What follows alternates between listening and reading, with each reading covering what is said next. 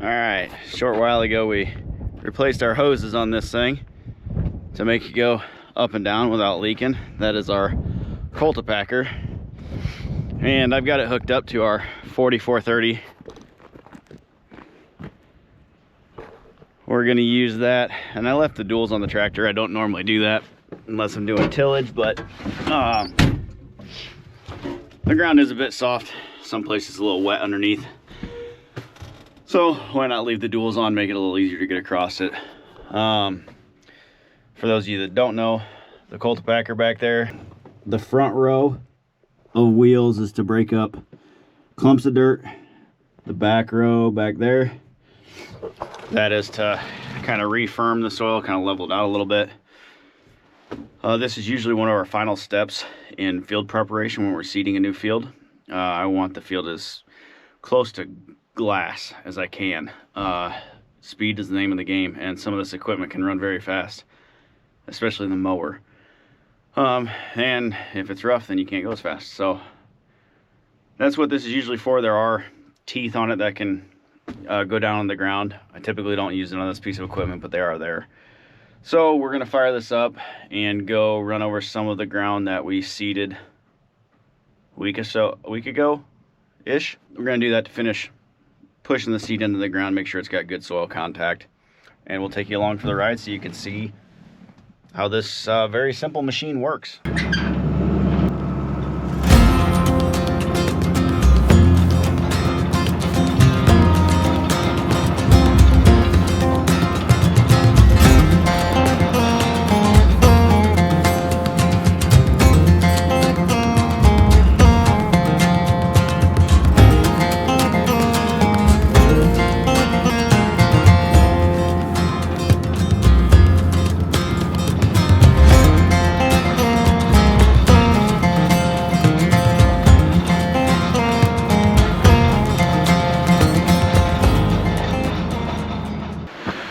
Got a little bit of not so fun weather, a little wet outside.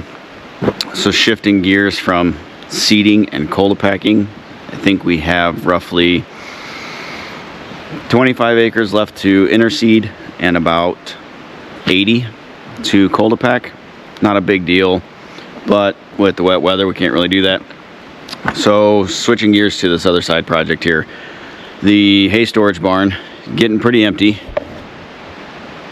That is all the remaining straw. There's a little bit of alfalfa and grass hay over there. The alfalfa should be leaving shortly. So I want to get this barn prepped for new crop. I don't anticipate having to do this every year.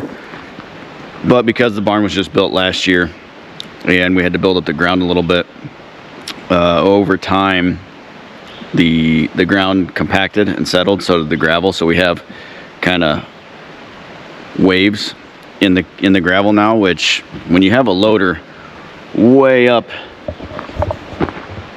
even higher than those bales trying to build a stack, if you're in one of those grooves, you kind of start leaning and it gets a little dicey. So I want to try and level that up the best we can. I've already started here, but we'll show you a little bit what we're working with.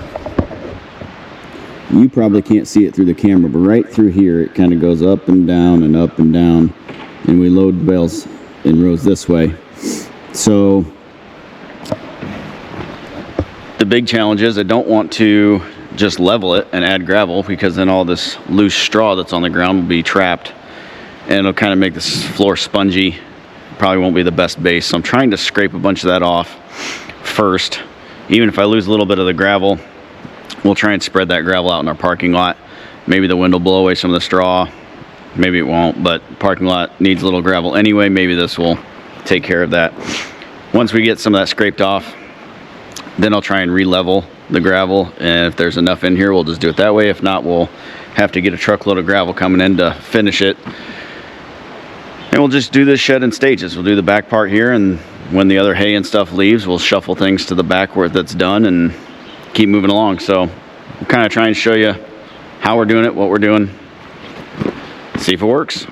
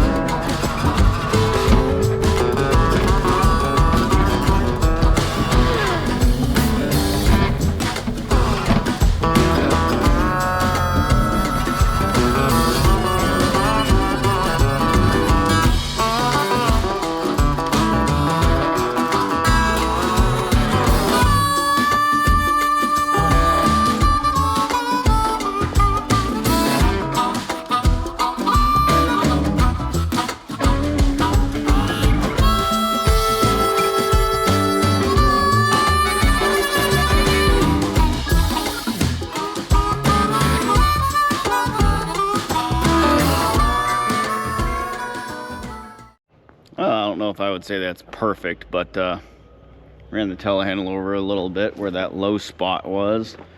Try and pack it in. There's still a little bit of inconsistency in here. Could probably use a little bit more gravel in the spot where I'm standing. It's probably still a little bit low.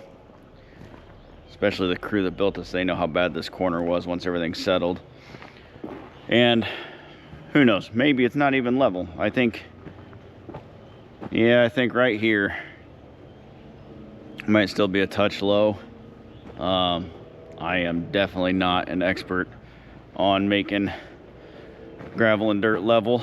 When this building was built, it's 160 feet long, and here at this end, I thought the ground looked level, and they told me it had to be built up higher 2 feet to make it level. It looks flat to me, but I feel a lot better not having big wheel tracks through here that we have to drive through to stack up this stack for when we get rolling again. That's about a third of the shed back here done.